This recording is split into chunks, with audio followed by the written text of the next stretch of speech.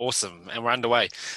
Kia ora koutou katoa, no mai haere mai. I'm so good to be on our first Shift Happens interview today with regards to our COVID-19 response. Today I have a friend and all-round awesome wahine, Dr. Hinemoa Elder, joining me from Waiheke Island. Kia ora Hinemoa. Tēnā koe, tēnā koutou. Lovely to see you, Ahoa.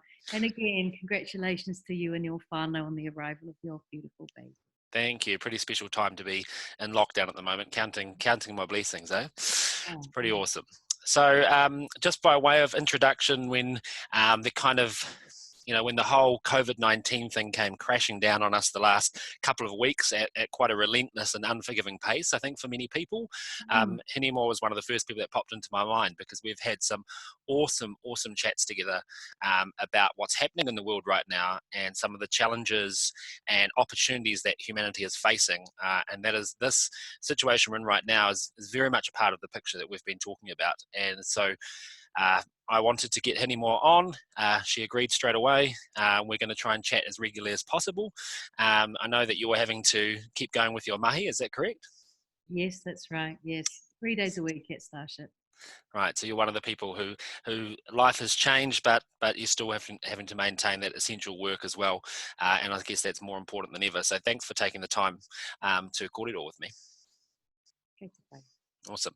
So I wanted to start with where I'm seeing things at. So I've been dealing with business owners all week, and I'm specifically thinking about those businesses who are just like rapidly coming to grips with the fact that nothing is the same for their business.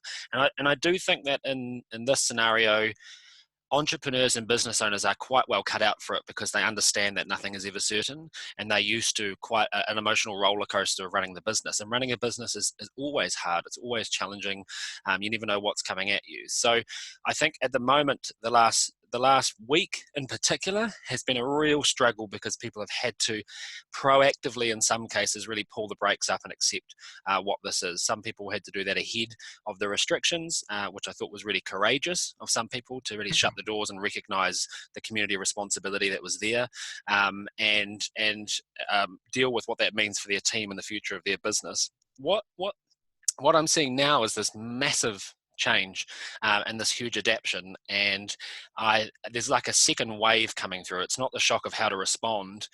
Most of our business community are at home now, and they're now dealing with this new reality. So first and foremost, I thought we should open up a conversation between us about how to deal with the grief of the fact that things are not the same, and how to accept where we're at. Yeah, look, that's a rangatira. That's a big question, important question.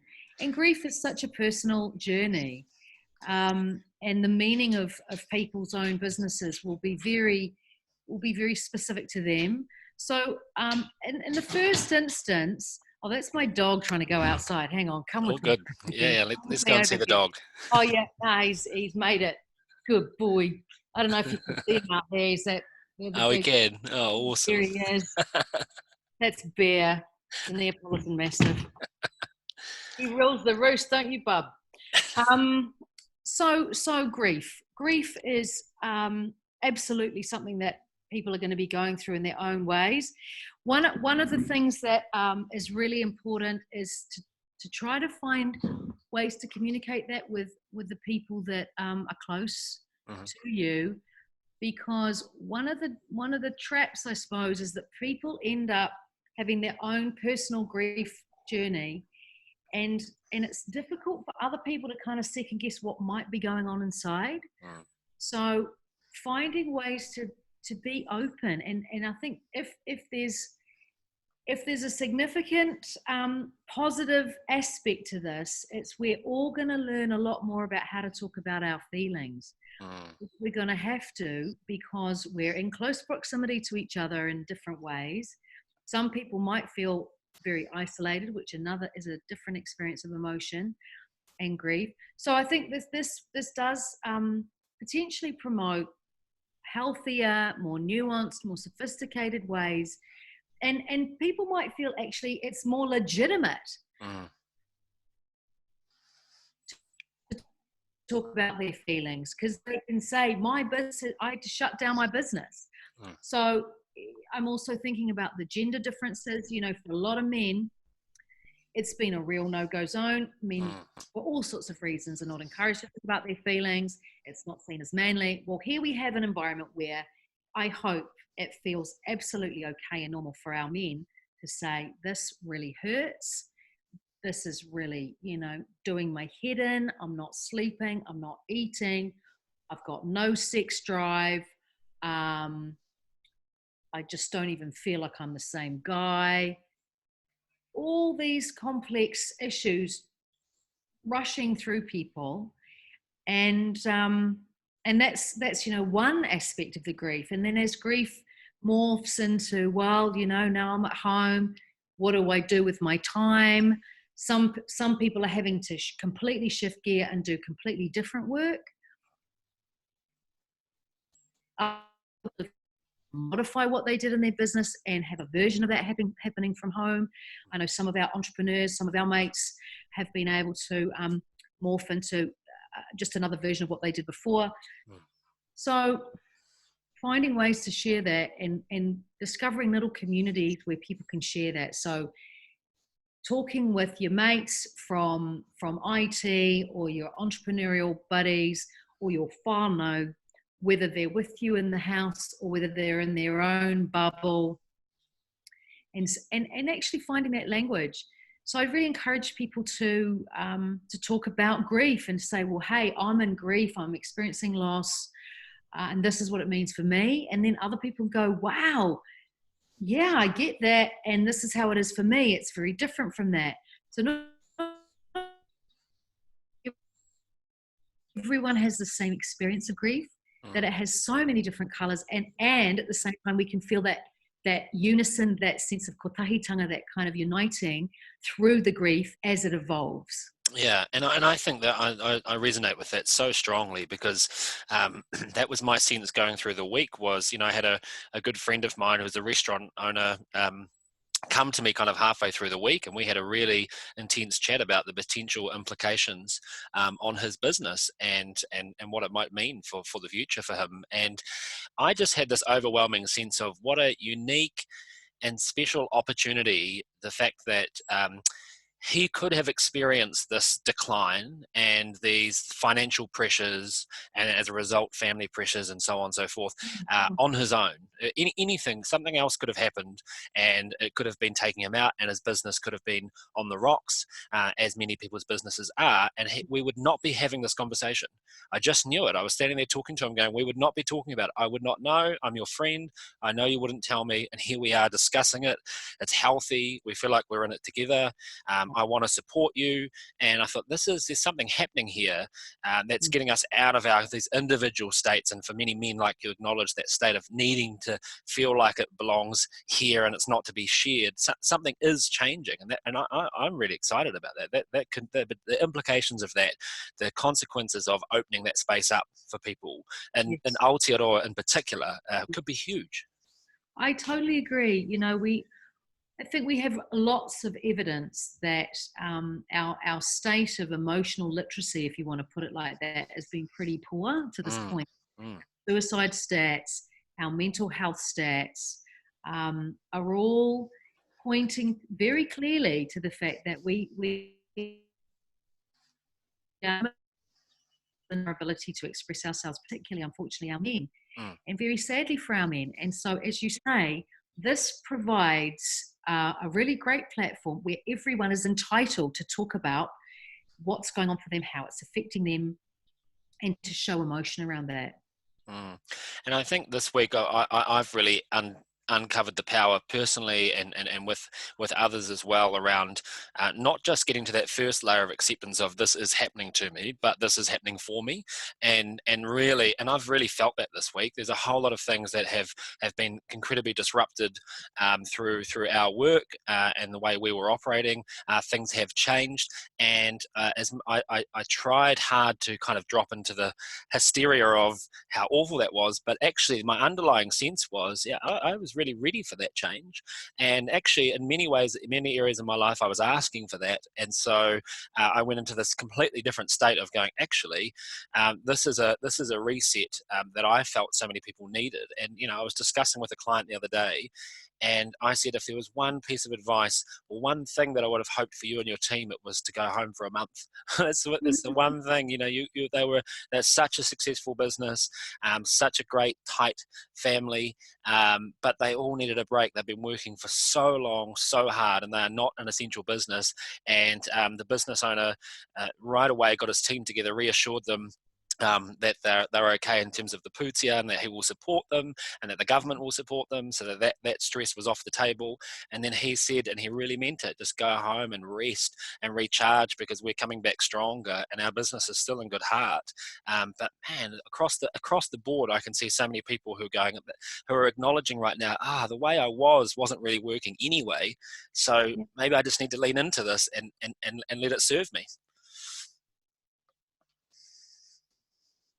Yeah, look, I hope that that's an experience for a lot of people. I Mm, suspect that there are some people who are still sitting with a lot of fear, mm, fears of all sorts of things related to this. And I think that's another aspect of the spirit of what this might bring out potentially, is mm, that generosity of understanding and appreciating that there's a broad spectrum of responses to this. There are going to be waves where the most positive of us today are going to have really shitty days, mm, and we're going to feel quite desperate at different times mm, for reasons that we may struggle to fathom. mm, You know, I know for me, I'm generally a very positive person, and I'm just kind of scanning myself and trying to be kind to myself mm, around the fact that there could unexpectedly be days where I just feel unexplainedly shit. mm, mm, I just feel really drained, or I feel a sense of hopelessness, or I mm, feel a sense of, this is just going on so long. mm, So I think it's so hard to predict what's going to happen. mm, I think we can just try to replenish ourselves, try to keep some energy, trying to have a buffer, which is going to be really tough for some people who are frankly living right on the edge. mm, Um, and so what people had going on before the COVID thing started is, and many people are coming from a state where they have very little resource, they feel they have no resource, and so this whole period is manifesting really different things for different people. So my hope is that as Kiwis, that we can be really super generous mm, and open-minded, recognizing that maybe not everyone is having this, mm, like for many people it is great. Hey, I've got a month at a time, I've got a month with my baby, mm, I've got a month of mm, where I can't go anywhere, and there will be many positives to that, and that's great. And I suppose I just don't want us to leave anyone behind. I mm, want us to okay, make sure as a community that I work with some of the most severely mentally unwell people, mm, and this is super challenging. mm, Some of it because of the actual nature of the illness that they might have had before. If they had issues with germs, with worrying about infection and cleanliness, then this is your worst nightmare for people who have those sorts of problems. mm, mm, And if people have delusions or thoughts about the end of the world and countries shutting down, again, it feeds into people's mm. potentially into people's symptoms as well. Yeah, and I so hear you on that, and I think one of the things that I am seeing is that there's a greater visibility of that right now, Yeah. and that I went to the supermarket yesterday, and I was so keen to avoid the supermarket. The image that was conjured up for me of what that was going to be like was terrifying and just gross, and I just didn't want to do it. Mm. And that was not my experience. Right. My experience was that was by far the most kindness, Mm. the most calm, the most kind of community I've felt at a supermarket before. We were lined up for ages outside. Mhm. Everyone without hesitation let our kaumatua go in first without hesitation. It wasn't even Yeah. discussed. It was just done. We inside was much quieter than normal, Mhm. and then what struck me, and what I think is one of the interesting things to explore, and that will continue to be explored, is what struck me was how much more visible inequality was. Because I went and spent a couple $100 at the supermarket yesterday, and got to the checkout and spoke at length with the person at the checkout about how their life hasn't really changed. They are still going to work. They are still hanging out for a minimum wage increase in April, which really just sort of breaks my heart considering what they're doing for our community right now and the risk they're taking. And I thought, I just left there thinking, I don't know if the levels of inequality that we've been maintaining can survive this. It's Yeah. so much more visible. It's so much more obvious to us. And just like I think everyone is acknowledging that the earth is actually a bit better off for us all staying at home at the moment. There's all these things that are just kind of cropping up that are longer term issues that have the potential and do create the same, if not worse, impacts, and they move a lot slower, I guess, for us. But those things are coming to the surface as well as people's personal stuff. I know that going home for people, if things weren't good at home, Mm. that just got exaggerated. I know that for a friend I was talking with last night who has phobias around gyms and things, that this is the worst nightmare. All of these things are cropping to the surface, but not in isolation, ironically. And there is so much more acceptance to talking about it and so much more visibility around it that I hope we can harness that energy and really use something from it, because the underlying sense I have is, let's not go back to how things were. Yeah.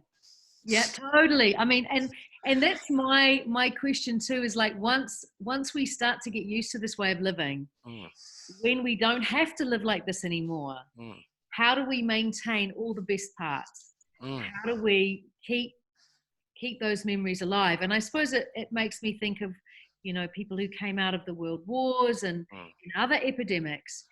I was thinking about the Spanish flu epidemic, mm, 1919, 2,500 died.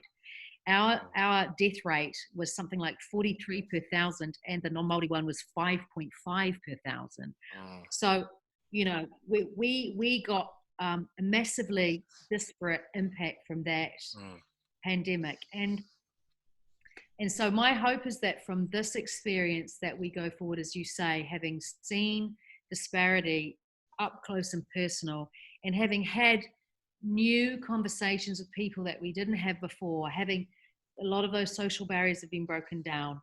How do we carry that on in our society and recognize that we value that we mm, need that? mm, That is actually a healthier society, which will set us up better, because there will be another pandemic. There'll be mm, more pandemics. This is not the beginning and the end of it all. mm, This is a very important learning point, and for all of us who are alive right now, mm. and to reflect on those who have gone before and other, world events where there was a lot of human suffering and a lot of death. Mm, mm.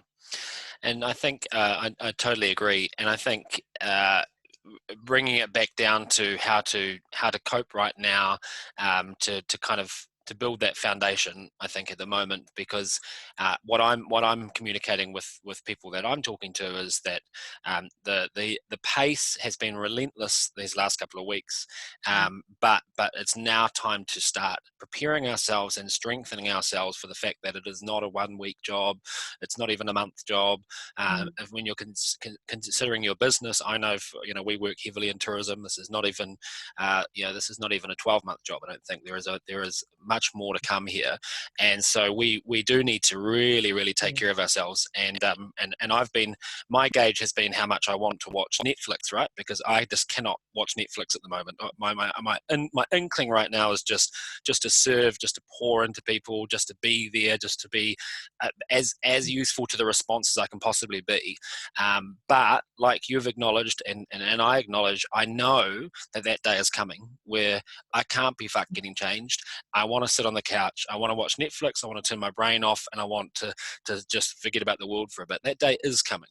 It's not Yeah. today, and it hasn't been so far, because action has been the best thing for me right now. But that won't be for everyone. So let's talk about the useful kind of ways that you think we can. I think in the first instance, reframe this, because some of the language that we're using, I don't think is helping us, right? No, like, I don't like lockdown. No. Per se. I mean, I think it has its utility. It's been helpful for a time. It's very clear, but I think we can now be creative around how we want to reframe that. It does have negative connotations, and I think we're trying to see this in a positive light. So, what have people been saying to me? Sweet sabbatical was what somebody said to me. This sort of love bubble idea, for some people works well. I know. I heard a really good one yesterday, which was, I'm not stuck at home, I'm safe at home. And I thought, wow, Yeah. that's a really powerful reframing, because so many people are talking about being stuck right now. And stuck is not a feeling that is useful for you right now, feeling stuck. And you and I talked briefly before this call about how important it is right now to focus on what is possible, and not focus so much on our restraints, as much as the privilege we have in terms of being able to do things like this, being able to communicate right now. I mean, we didn't have these tools not so long ago.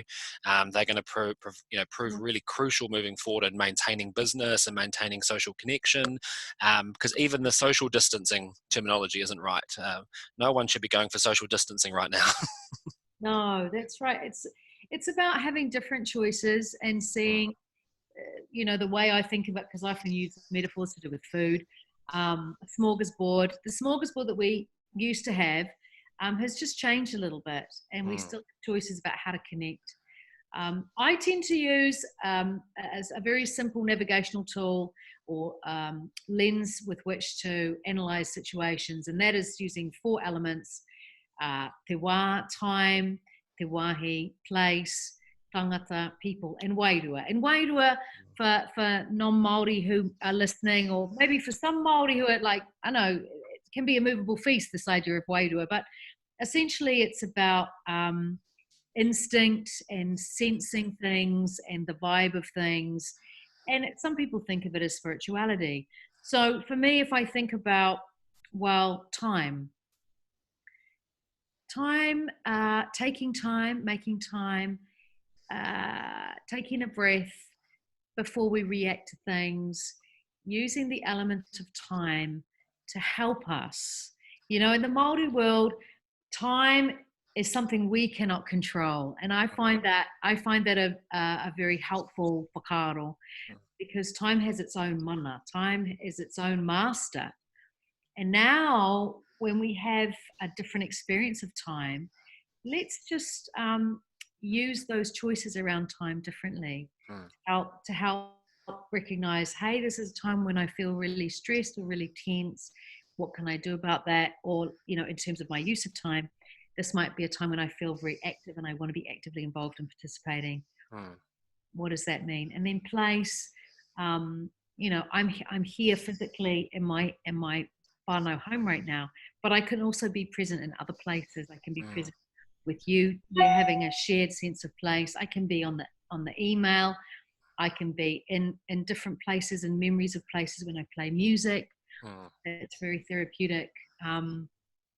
Also different smells, like me and my partner just went out in the garden and actually planted some lettuce seeds, and the smells in the garden really took me on, took me to a few other different places. So you can play with that. And people, like the people that we might be close to in different ways at the moment, we might feel, there might be times when you just need some space from the people you're safe at home with, and how to discover some sense of privacy that might not have been so obvious to start with. Mm. And the people that you're with or you're not with. And emphasizing, I think, particularly for kids, rather than saying, oh, we can't go to nannies and cuddles, for like a month or maybe 2 or however long, saying, oh, let's plan a trip. Mm. Plan a trip, or let's ring them and talk to them about when we go there what we're going to do. Mm. So you can use those elements in a slightly different way, and then just paying attention to the wairua issues. Like we always do karakia motikai, we do karakia for at bedtime and in the morning. That's a real kind of trad sort of a thing, but also like paying attention. Like if someone else is a bit quiet, thinking about what might that mean, and asking them in a gentle way. Hey, I see by the look on your face that maybe you look a bit sad, or I notice you've been a bit quiet for the last few hours, and maybe you just, I'm not sure what that's about. Mm.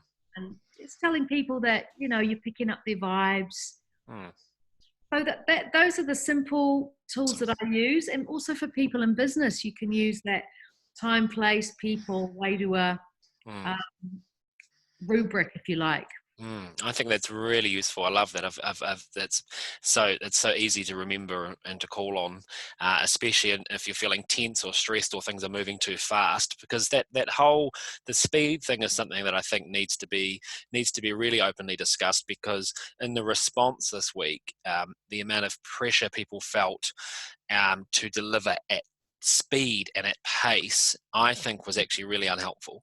I think for those businesses who have been sent home, essential businesses is quite different, and it's worth acknowledging. But for those businesses that have been sent home and told to shut the doors, the urgency that I have felt for them to fix things, develop things, grow things, get ready to open the doors again, sort all of this stuff out, has been completely unnecessary. This will take a month at least, and probably longer.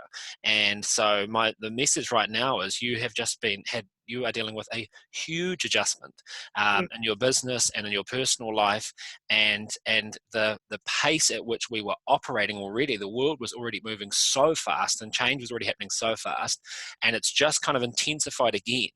So if we can all acknowledge that was part of the problem, and that pace that we were operating at was not really serving us anyway, because all the things we're talking about, the kind of mindfulness we're exploring, and how we are in ourselves and everything is contradictory to the idea of the rush and of the pace that we've been operating at. So if we can all acknowledge that's part of the problem, then let's not bring that home.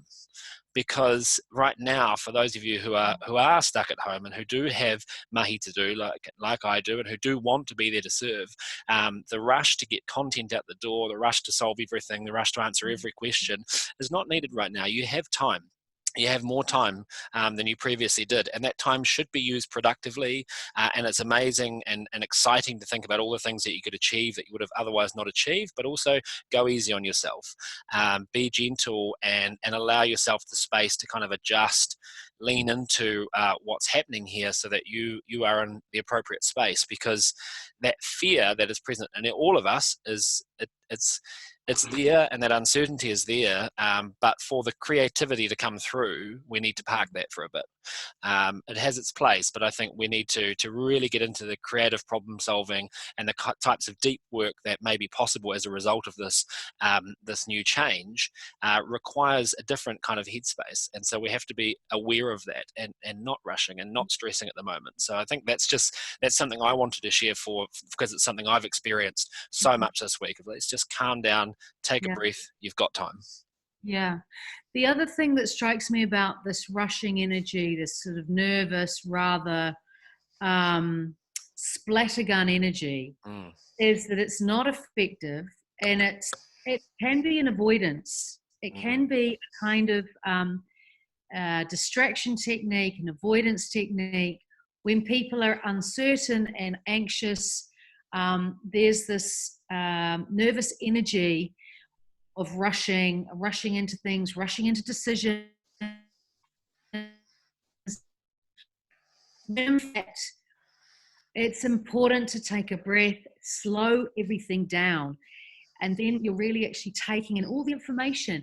Because I think what I've seen happen, and actually I've seen, we've been talking about it with some of my colleagues, other doctors, is that some of the essential workers, there's an energy around like doing more shifts, like getting super involved, and people are going to get burnt out. It doesn't make us better doctors. It doesn't make us better humans to be absolutely giving it everything we've got right now. We have to prepare for the long haul. We have to slow down from that regard. It might feel really awkward. It might feel actually incredibly challenging to slow down, because when you slow down, you have to face very difficult feelings that are inside. It forces you to recognize, I'm shit scared. For example, for people that have asthma, for people that have pulmonary conditions, they have symptoms all the time that make them worried. Okay, if I go to the supermarket and I'm sneezing and I'm coughing because of my lung condition, are other people going to be scared that I've got COVID? Am I going to be associated with a killer disease?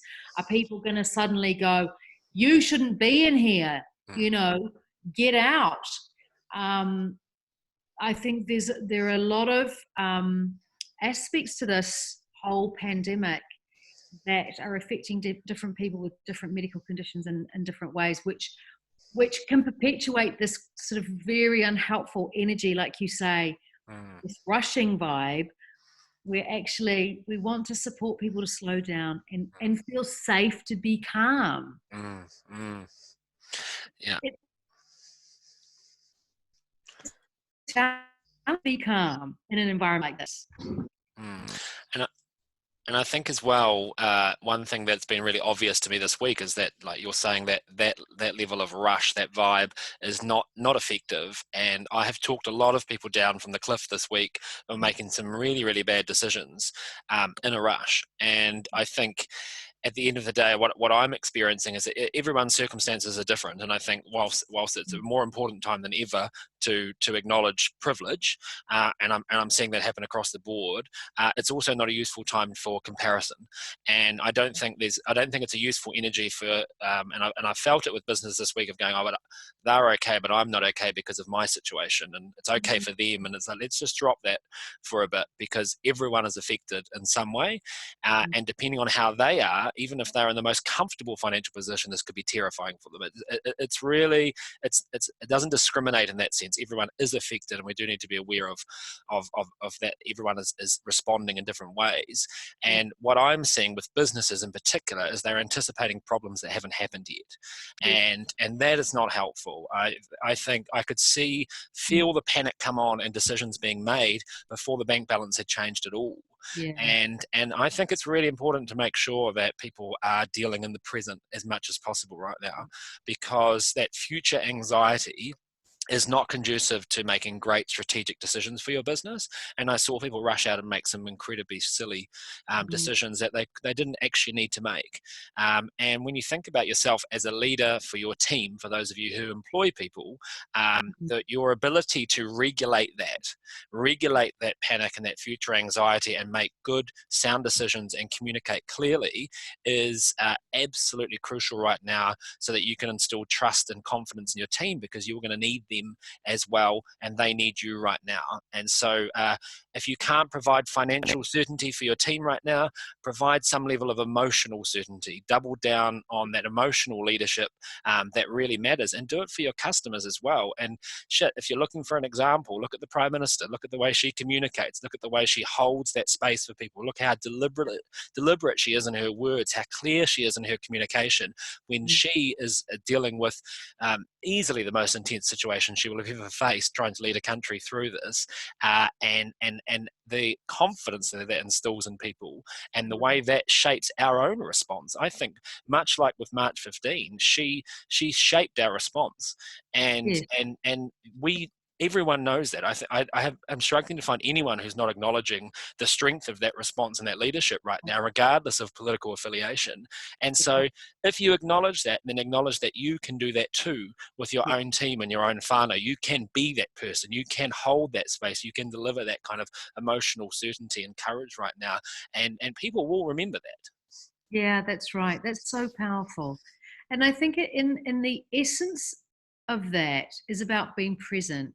Mm, And so that's the antithesis, that's the opposite of this rushing energy, which is to communicate, whether you're a business leader, whether you're a health leader, whether you're, a parent, um, whether you're a rangatahi trying to provide leadership to your siblings or your friends, is we need to rediscover and get really good at communicating what we feel right now and what we need to do right now, and chunk down time using that lens to go, okay, yes, we're gonna have plans, we're gonna make plans for the mm, future, but actually the most important thing to focus on is right in this minute. mm, Like, these are the people I love. These are the people who love me. This is what we're gonna do right now. The fact that we're alive is incredibly precious. The fact that we are safe is incredibly precious. And let's just be that. mm, Being that and not doing a whole lot of stuff. It's the being part, mm. right? This, which we tend to gloss over in our society. I think it We actually do. calls into question a whole lot of stuff about the priorities that we have. And I'm sure that there are business leaders out there going, what the hell is she talking about? But I think for you guys in business right now, this is a unique opportunity to connect with your customers, to connect with your teams around how to be well in this kind of scenario. And through that, I have no doubt there will be the discovery of ways to keep your business going Mm, and to grow your business in unexpected ways, and grow your connection with your customers and your team in really transformative ways that hadn't easily come forward before. mm, In times of great adversity, we discover a lot about ourselves. And like you say, Jacinda, our Prime Minister has again shown this measured, thorough, confident leadership. mm, And we can all, she's role modeling to us, and that helps us, gives us strength, as you say, and the memory of it mm, it's unforgettable because mm, it's you get it at a visceral level, right? mm. It's not just about seeing her picture on the or seeing the clips on the news or on the social media, but there's a Mm. gut memory about it. How we then share that with our phone. Yeah, I mean that's a rongoa, that's a Mm. medicine. Yeah, completely. And I also think to support that and enable that state and that way of being at the moment, I know for me that I try and be quite conscious of how much news I take in, generally speaking. But the last week, for everyone, regardless of your situation, required you to be somewhat glued to the screen because it was Yeah, moving hour by hour, and people were rapidly trying to get their heads around what was happening. So it required us to be so immersed in the news. Yesterday I woke up and the radio was on in our household, and I thought, I don't know if we need it today. I'm good. Like it's clear for me. We're a non-essential work. My mother's living with us. She is an essential work. We've made the decision based on a number of factors that she needs to be home. yeah, That part is sorted, and so I'm clear on the rules now. There is an initial response required from a business perspective, but actually I don't need much news at the moment. And I want yeah, people to start asking themselves that of going, yes, it had its place. It still has its place, of course, but is it useful right now to be scrolling social media all day? Is it useful to be listening to the news? Because as much as there is good information to be gained there as well. Don't expect to switch on the news and feel better at the end of it. no, That is not what's happening in the world right now. So be really conscious about that. look, this is absolutely right. I think rebalancing um, our our interface with news is a really important part of the kind of next phase of this healing journey, Mm, and it's the same with using devices. So I know for a lot of whānau that I've been talking with, got their kids at home all day, it's a similar thing. So, you know, what news is on around the kids, and really curating that, and parents taking back their role as parents and saying, well, you know, yep, we're deciding about what news is on in the house. mm, We're going to decide that devices are not going to be on all the time. mm, It doesn't have to be the only reward. What are some other things that we can do as a whānau, as adults, frankly? You mm, know, even if you're at home by yourself, you have no children anywhere around you, I think these questions still apply. mm, How much are you on your device, and how is that affecting your sleep? You know, let's make sure people stick to some sort of routine about bedtime, having a mm, good night's sleep. This is really good for your mood. Having some exercise. Exercise is great for mood. It's great for your concentration. mm, It's good for your immune system. Having some regular nutritious meals, mm, having some treats, mm, you know, having a mixture of those things, and going easy on the alcohol. mm. Um, you know, I'll get my response plan out. This is week this is week one. I did see that, Johnny, and I thought, oh okay. Well, look, we're all going to have, there's going to be swings and roundabouts about that, but definitely sleeping, eating, exercise. Yeah, these are Yeah, very different things, and being mindful of the news factor, which, yeah, I think we're all probably a bit numb to the news too, and we mm, need to just focus on some other things for a while. It's not, mm, the news isn't going to change rapidly. no. And hear about what is that's going to be about. Gonna, Mm. That's awesome. Hey, this has been amazing to chat. I'm aware, I mean, I could keep chatting all afternoon, but I'm aware that we want to keep doing this as well, and that we can keep checking in. There yes, was one thing that I thought I might just segue you on, and that is that it is a great time. I know that amongst many other awesome things that you do in your mahi, you're also a Te Reo Māori advocate, mm-hmm. and I think I've noted a lot of people this week who are learning Te Reo and or enhancing their Te Reo, and Mm-hmm. myself included in that group, are now going, oh, I'm running out of excuses all of a sudden. And now is there a bit? I mean, the Te Reo this week has provided a lot of value to the country. I think, actually, I'm really feeling that. I'm seeing people really resonate with the terminology that's being brought forward to help us explain all of this. And so, yeah, I think has there been a better time to learn Te Reo than right now? This is a great time to really get involved with Te Reo Māori. I mean, in our whānau, we've been talking about, definitely we're going to have a little reo wānanga, because we were booked in actually to go to the kurereo here in Tāmaki in a couple of weeks. And so we're going to have our own kurereo at home. We're going to have kupu o te rā, kiwaha o te rā, whakatauki o te rā. One of the other things, you know, I live in a whānau where people are mad on Lord of the Rings. So we're thinking we're going to do some translating of key quotes from Lord of the Rings. So yeah, it's exciting for me, certainly, as someone who absolutely loves speaking in Te Reo. My partner speaks Te Reo, so that's fantastic. And it's a happy place, you know. Mm, It's certainly part of, we can come back to that. It makes us feel really positive. It makes us laugh, reminds us of our tupuna, of our parents and the kids. So yeah, get stuck into Te Reo Māori. It's so much fun. So mm. much fun.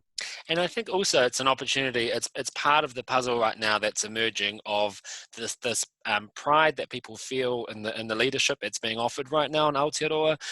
The gratitude people feel for being able to live here and to call this place home. That's coming through really strongly. The acknowledgement of how privileged and lucky we are to have the support systems that we have, and how quickly they're able to respond to people's needs right now. And I think that whole identity is something that I'm really excited about, because we are really well positioned, and we have made some really big, bold decisions in the last couple of weeks that I think has the country's support. And so right now, everything is changing really rapidly, and we do have a chance to reassess and redesign what it means to be Aotearoa New Zealand right now. And I'm hearing a lot of people talking about that, this, the potential impact of that, and the amount of different things that we can bundle together.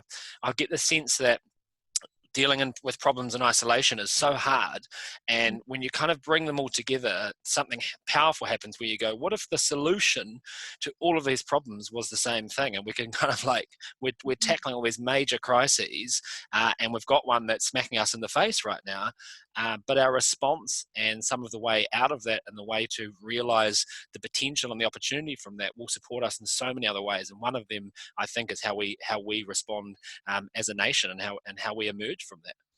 I totally agree. I'm looking forward to having more chats. Yeah, It's been wonderful talking to you.